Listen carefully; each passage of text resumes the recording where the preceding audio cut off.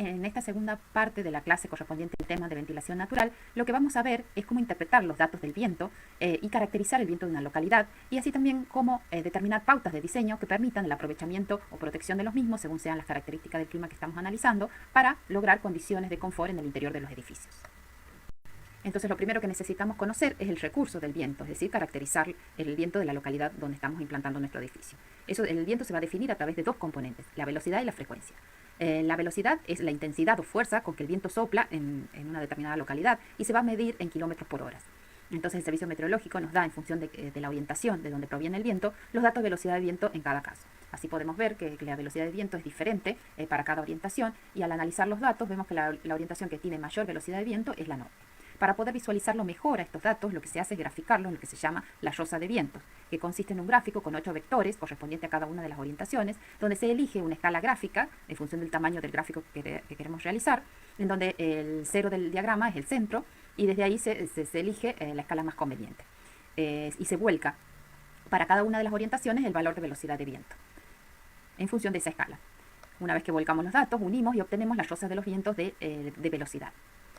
Si nosotros analizamos comparativamente tres localidades y a su vez comparamos con los valores de tabla que nos indica cómo se percibe el viento según su velocidad, podemos caracterizar cómo es la velocidad del viento en cada localidad. Por ejemplo, en Resistencia vemos que las velocidades de viento alcanzan los 12 km por hora, lo cual se percibe como una brisa suave. Hay un efecto de enfriamiento, una sensación de aire sobre el rostro y movimiento de las hojas. Es decir, es muy leve el viento en esta localidad. En Posadas, las velocidades de viento alcanzan los 19 km por hora, es decir, es una brisa más importante que la cual puede iniciar el disconfort, produce movimiento de cabellos, hojas y banderas, es decir, se percibe más la velocidad de viento en esta localidad. Si analizamos una tercera localidad, como es la de Río Gallegos, vemos que las velocidades alcanzan los 39-40 km por hora, lo cual se percibe como un viento regular, es decir, un viento más importante, donde se siente la fuerza del viento sobre el cuerpo. En este caso, entonces, habrá que disponer de los recursos necesarios para protegernos del viento, porque casualmente también es una localidad de bajas temperaturas, donde la incidencia del viento tan fuerte puede incrementar la sensación de disconfort. El otro factor que va a determinar las características del viento de una localidad es la frecuencia de viento, y se define como frecuencia la cantidad de veces que sopla el viento de una determinada dirección. Se mide en lo que se llama escala de 1000, que indica de 1000 observaciones cuántas veces proviene el viento de cada una de las direcciones. Por ejemplo, el norte tiene 65, significa que de 1000 observaciones, 65 veces el viento provino de la dirección norte. Acá aparece también otro componente, otro valor, que es el valor de calma, que indica las veces en que el viento tiene velocidades muy bajas, inferiores a 2 km por hora. Si observamos esta localidad, vemos que los valores llegan casi a 400 veces, es decir, que casi el 40% de las veces el viento tiene muy bajas velocidades, y eso nos habla de una localidad donde el recurso del viento va a ser más limitado, porque muchas veces no sopla el viento prácticamente, sopla con velocidades muy bajas. Entonces, esto es importante conocer para luego diseñar el edificio y sobre todo si queremos optimizar el aprovechamiento de la ventilación natural. Al igual que la velocidad, se lo grafica en la llosa de los vientos, donde tenemos los 8 vectores y elegimos una escala gráfica para representarlo, y donde se va a representar en primer lugar el valor de la calma. Como la calma no tiene una dirección dominante, se la va a graficar para las 8 direcciones con un mismo valor, y para ello vamos a dividir su valor en 8. Ese valor lo vamos a poner para todas las direcciones en los 8 ejes, y nos va a definir un polígono central. A partir de ese polígono central se van a poner los valores correspondientes a cada una de las direcciones, tomando como cero el polígono ese central. A partir de allí, por ejemplo, ponemos cada una de las frecuencias correspondientes a cada orientación, y de esa manera definimos la llosa de los vientos de frecuencia. La llosa de los vientos de frecuencia nos va a permitir determinar el viento dominante, es decir, aquellas orientaciones de donde provenga el viento la mayoría de las veces va a ser el viento que predomina en la localidad. Acá podemos observar que la dirección predominante por su valor es el noreste, ¿sí?, que tiene el valor superior a los demás. Pero también hay otras direcciones que también tienen una frecuencia de viento importante, como puede ser la este y la sur. O sea que no podemos hablar que hay 3 orientaciones de las cuales vamos a poder aprovechar los vientos porque tienen una frecuencia importante. Si analizamos comparativamente estas 3 localidades, vemos, por ejemplo, para Resistencia, que tenemos una proporción de calma importante, ¿sí?, y una mayor frecuencia de viento de la dirección este. Pero también la sur, la sudeste y el noroeste también son otras direcciones donde tenemos una importante frecuencia de vientos. Si analizamos, por ejemplo, la localidad de Posadas, vemos que las direcciones dominantes de los vientos es principalmente la este por sobre las otras, tiene mucho mayor frecuencia en relación a las otras orientaciones. Entonces será esa la orientación que vamos a aprovechar o utilizar para el diseño de nuestros edificios si queremos aprovechar los vientos. Vemos que el valor de calma es muy pequeño, o sea que hay pocas veces el viento sopla con baja de velocidades. Si después tenemos la localidad de Río Gallegos, donde es contundente que la orientación oeste es donde provienen los vientos con mayor frecuencia. Hay también un valor de calma muy pequeño, es decir, que prácticamente no hay momentos en que el viento no sople. Y de esta manera podemos visualizar la frecuencia de viento, cómo varía este factor según la localidad que estemos analizando. Entonces, para caracterizar el viento de una localidad tenemos que definir cuál es la orientación con mayor velocidad de viento, cuál es el valor que alcanza de velocidad y cómo se percibe ese valor. También cuál es la orientación o orientaciones que tienen mayor frecuencia de viento, es decir, que tienen los vientos dominantes, y cuál es la importancia que adquiere el valor de calma en esa localidad. Analizando esos factores, nosotros vamos a poder caracterizar el viento y saber cómo es el recurso con el que vamos a contar para proteger o aprovecharnos de los vientos según la localidad de análisis. Para poder aprovechar los vientos también tenemos que entender qué pasa cuando el viento choca con un edificio. Cuando el viento impacta sobre el edificio se generan presiones dinámicas a todo alrededor del edificio. Presiones dinámicas positivas, es decir, presiones por arriba de los valores de la presión atmosférica en la cara donde choca el viento. En las caras posteriores o laterales se producen presiones dinámicas negativas, es decir, presiones que están por debajo de la presión atmosférica.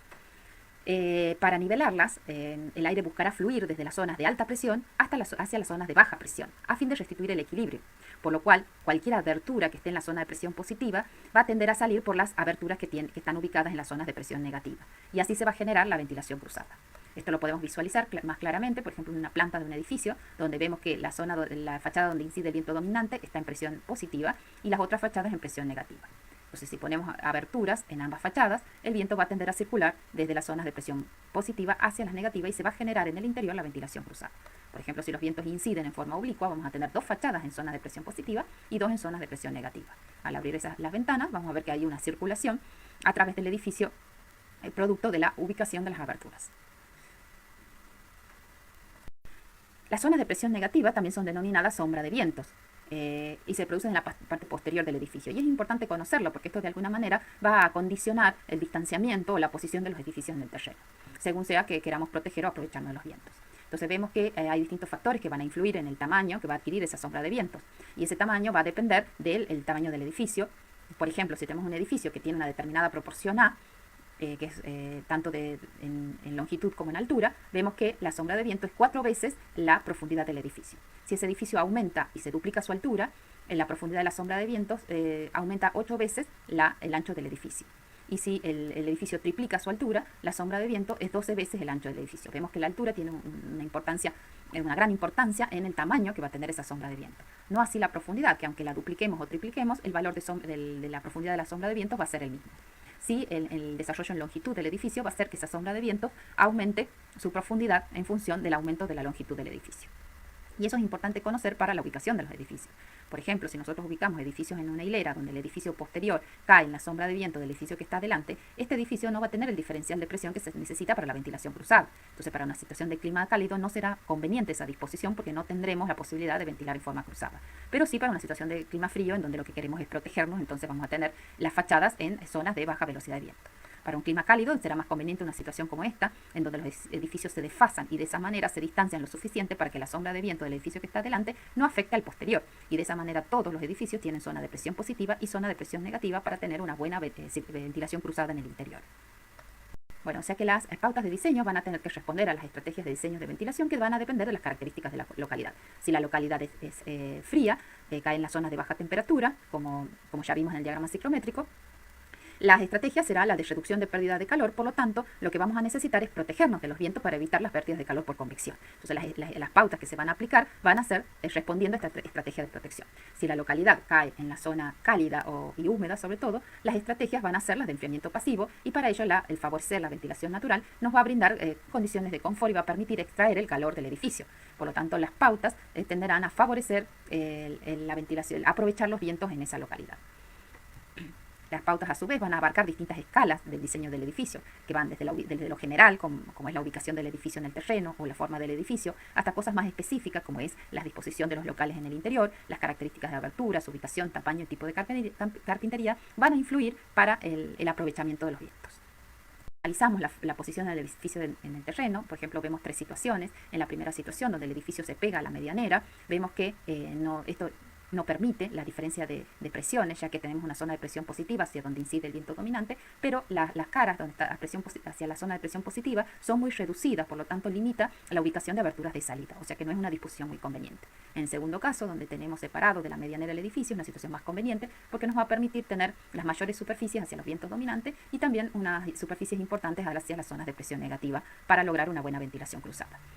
Siempre y cuando no tengamos una medianera, que por ahí sobre la línea municipal se pueden ubicar muros que obstaculicen la incidencia de los vientos. Una tercera situación en donde se aleja un poco más de la línea municipal va a ser más conveniente en el caso de que haya algún muro en la fachada o sobre la línea municipal que obstaculice la ventilación de la incidencia de los vientos. Entonces esta situación también va a permitir una buena ventilación. Cuando hablamos de la forma del edificio, si estamos en una localidad fría y queremos protegernos de los vientos, las formas más convenientes van a ser aquellas que tengan menores superficies hacia el viento dominante para evitar las pérdidas convectivas y también que sean compactas para reducir las superficies de envolvente que está en contacto con los vientos fríos. Pero si la situación es de clima cálido y lo que queremos es aprovechar los vientos, las formas que van a ser más adecuadas son aquellas que tengan sus mayores superficies hacia los vientos dominantes, porque son las que nos van a permitir ubicar mayores aberturas para la captación de vientos. También las formas abiertas, cosa que nos permitan ubicar aberturas en distintas posiciones, en distintas orientaciones, y de esa manera favorecer el ingreso de vientos desde cualquier dirección de donde provenga. En este caso, analizamos distintas formas de los edificios. En el primer caso, vemos que el viento dominante influye sobre una superficie pequeña del edificio. Esto será una situación conveniente para clima frío, porque reducirá la superficie expuesta a los vientos fríos, pero no será conveniente en un clima cálido, porque lo que necesitamos es tener mucha superficie hacia el viento dominante. Entonces, una situación como esta, como la tercera, será la más conveniente para un clima cálido. Una situación intermedia, en donde todas las fachadas tienen la misma longitud, quizás no es tan conveniente, porque hay que priorizar aquellas fachadas que darles más superficie a aquellas fachadas donde tenemos incidencia de viento. Cuando el edificio se ubica en forma oblicua hacia el viento dominante, tenemos la posibilidad de contar con dos fachadas en presión positiva, lo cual amplía la posibilidad de ubicar aberturas, y dos fachadas en las zonas de presión negativa, lo cual es una situación conveniente, ya que nos va a permitir una mejor condiciones de ventilación. Si analizamos la disposición de locales y estamos en una situación de clima frío y queremos protegernos de los vientos, la ubicación de locales en doble hilera, en forma compacta, va a ser la más conveniente para reducir y evitar la incidencia de vientos.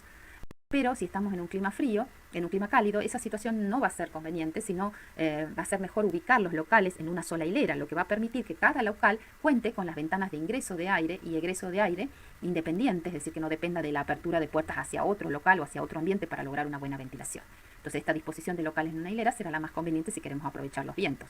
A su vez, una disposición abierta con patios interiores que permita perforar la fachada en distintos puntos también va a ser más conveniente si queremos aprovechar la ventilación.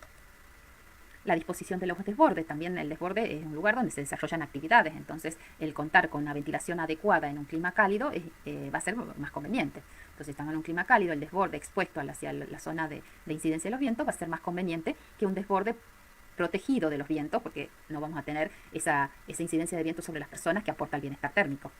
En cambio, en la situación de un clima cálido, un desborde protegido donde haya bajas velocidades de viento será lo más conveniente. También la ubicación de las aberturas va a ser importante en el aprovechamiento de los vientos. Sabemos que la ubicación de aberturas en paredes opuestas es lo más importante y la ubicación de aberturas en zonas de diferentes presiones también va a ser importante para lograr una buena ventilación cruzada. Pero si hablamos de la disposición en planta, es conveniente que esas aberturas no se las ponga alineadas porque van a producir una circulación de aire localizada dentro del local. Es conveniente desfasarlas para que haya un mejor barrido del viento y, si es posible, colocarlas en otras paredes para que el aire circule y haya un barrido en una mayor superficie del interior de los ambientes. También la disposición en corte va a hacer que la ventilación sea mejor o no. Si ubicamos las ventanas en el tercio medio del local, vamos a tener una incidencia de viento sobre las personas, a nivel de las personas. También si la ventana de salida está en la parte superior, también va a haber un barrido de viento a nivel de las personas. Pero si ambas ventanas, tanto la de entrada como de salida, están en la parte superior, el aire va a circular rasante al cielo raso, o sea que no va a haber una circulación a nivel de las personas, que podrá ser conveniente para enfriar la estructura, por ejemplo, cuando no se quiere que el aire circule a nivel de las personas, porque hay espacios de trabajo y puede llegar a ser molesto. Por eso va a depender de la función del local. También el tipo de carpintería que elijamos va a condicionar la ventilación. Por ejemplo, en climas cálidos va a ser conveniente tener aberturas que se puedan abrir completamente para aprovechar al máximo de los vientos, como son las carpinterías de abrir. Las carpinterías corredizas tienen el problema que solo la mitad de la abertura se abre, entonces reducen al 50% la ventilación, la incidencia de viento. Los ventiluces y banderolas también producen una reducción de la velocidad de viento y producen un flujo de aire hacia la parte superior del local. Que eso hay que tenerlo en cuenta si uno va a querer incidencia sobre las personas o no. También están las celosías, que producen una reducción de la velocidad de viento, pero son un dispositivo que logra la circulación de aire hacia el interior, aportando a la privacidad de los locales. Es decir, se pueden dejar cerradas para el control solar o para dar privacidad a los ambientes, pero son permeables al aire, por lo cual permiten la ventilación del local. O sea, es un recurso muy apropiado para climas cálidos como el nuestro. Lo que vemos acá es una animación que nos muestra el recorrido del viento, ¿sí?, en forma dinámica en una vivienda. Entonces ahí se puede observar cómo se ventilan los locales en función de las aberturas que tienen planteadas. Entonces hay locales que ventilan bien porque tienen aberturas de ingreso y egreso de aire, pero hay otros locales que no disponen del doble aventanamiento, como estos de acá atrás, entonces no tienen una buena ventilación. También se produce el encauzamiento del aire en algunos, por ejemplo, pasillos, ¿sí? Y de esa manera algo que no se ve, se lo puede visualizar gráficamente a través de estas animaciones.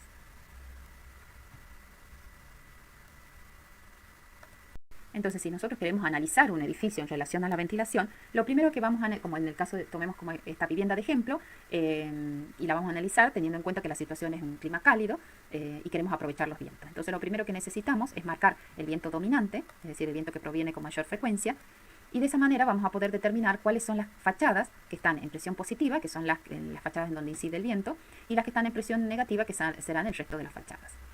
Una vez que hemos marcado las diferencias de presiones, lo primero que analizaremos es la forma. Entonces sabemos que las formas más convenientes son aquellas que ofrezcan mayores superficies hacia los vientos dominantes. Podemos hablar que este edificio, en cuanto a la forma, sería conveniente, ya que tiene mucha superficie hacia el viento que sopla con mayor frecuencia. El otro ítem de análisis será la disposición de locales. Cuando vemos la disposición de locales de este ejemplo, vemos que los locales privados se encuentran orientados hacia las fachadas que tienen presión negativa solamente. Hacia las fachadas que tienen presión positiva se ubican los servicios, siendo el sector social el único que tiene una buena ubicación. Incluso el desborde está también en zonas de presión negativa. Es decir, que si hablamos de la disposición de locales de este edificio, diremos que no es una disposición conveniente, porque hacia los vientos dominantes están ubicados los servicios, que son locales que no tienen permanencia, por lo tanto no necesitan una buena ventilación. Y los locales que sí necesitan una buena ventilación, como son los dormitorios, no tienen esa posibilidad. Lo mismo ocurre cuando analizamos las características de las aberturas. Vemos que el único local que tiene aberturas de ingreso de aire en las zonas de presión positiva y aberturas de egreso de aire en las zonas de presión negativa es el estar comedor. El resto de los locales no tienen posibilidad de ventilación porque no tienen ventanas en las zonas de presiones positivas. Entonces no tienen la posibilidad de ventilación cruzada. Solo se podría dar una ventilación cruzada si se abre la puerta de entrada de la vivienda, que eso nunca ocurre, siempre está cerrada, o si se abren las puertas de los dormitorios, que tampoco ocurre porque por cuestiones de privacidad no se las tiene abiertas. Entonces no puede ser la puerta un elemento que se utilice para lograr la ventilación. La ventilación tiene que estar garantizada por las ventanas. Bueno, y de esa manera podemos analizar cada uno de los aspectos de la vivienda y evaluar si la vivienda es conveniente o no para el aprovechamiento de los viviendas, está bien resuelta para el aprovechamiento de los vientos. Otro recurso que se puede utilizar para favorecer la ventilación en los edificios es la ventilación por efecto térmico.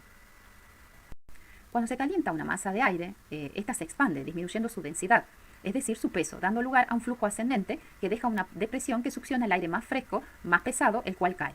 Cuando la temperatura del aire exterior es más baja que el interior, se genera una diferencia entre sus densidades y un gradiente de presiones, generando un movimiento del aire, y el aire más caliente se va a la parte superior y se estratifica en el punto más alto del local. Si nosotros colocamos aberturas de salida en ese punto más alto, se puede evacuar el aire caliente, permitiendo el ingreso del aire más fresco por las ventanas inferiores del local. Y de esa manera generar un movimiento convectivo y una circulación de aire por efecto térmico, que también lo denominamos efecto chimenea. Y se puede utilizar para ventilar los locales cuando las velocidades de viento en esa localidad son muy bajas, y también en las horas nocturnas, en donde el aire exterior se encuentra a menor temperatura que la interior.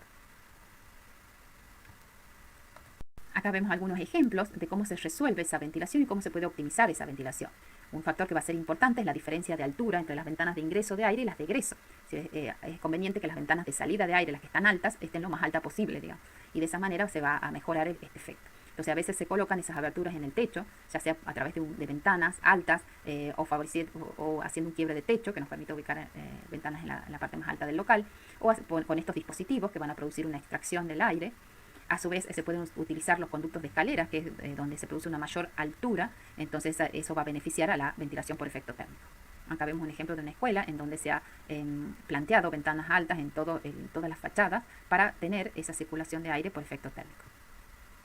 O vemos otro ejemplo también de escuela, en donde el ingreso de aire es por la parte inferior, por unas aberturas que se encuentran en la parte inferior del edificio. Se produce una circulación del aire que por debajo del piso este aire ingresa al local, y por efecto térmico que se produce en el pasillo y por conductos de ventilación que tiene este pasillo, se produce la succión del aire a través de rejillas en el cielo raso y la circulación de aire hacia el exterior. Es decir, con esto se logra no solamente hacer circular el aire en el interior del local, sino a través de la estructura y producir el enfriamiento estructural, que también hablamos anteriormente, enfriando todo lo que es la envolvente del edificio para que éste se encuentre a una menor temperatura y aporte al confort interior.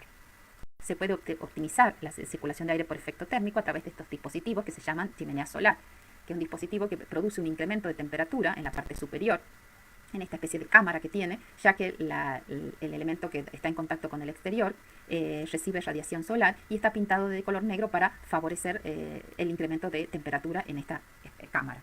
Como se produce un incremento de temperatura, sale el calor que al incrementar su temperatura se hace menos denso, tiende a salir, y de esa manera se produce una circulación de aire por efecto térmico y una succión del aire interior. Y de esa manera se puede lograr una mejor circulación de aire por efecto térmico. Un ejemplo lo tenemos en esta escuela, donde se ha diseñado un dispositivo de chimenea solar que tiene un elemento colector solar que produce el aumento de temperatura en esta cámara. Al aumentar la temperatura del aire, este tiende a salir por la parte superior y genera ese movimiento de aire por efecto térmico, que no solo va a permitir la circulación de aire en el interior de las aulas, sino también la renovación del aire por cuestiones higiénicas. Y aquí podemos ver otro caso de un edificio en donde se ha utilizado ese efecto térmico en el patio central del edificio. Entonces, al tener una gran altura, permite la circulación de aire por efecto térmico, el cual sale por un conducto que hay hacia el exterior. Y de esa manera produce una ventilación en todos los departamentos que forman parte de ese edificio. Y aquí terminamos con el tema correspondiente a la ventilación natural.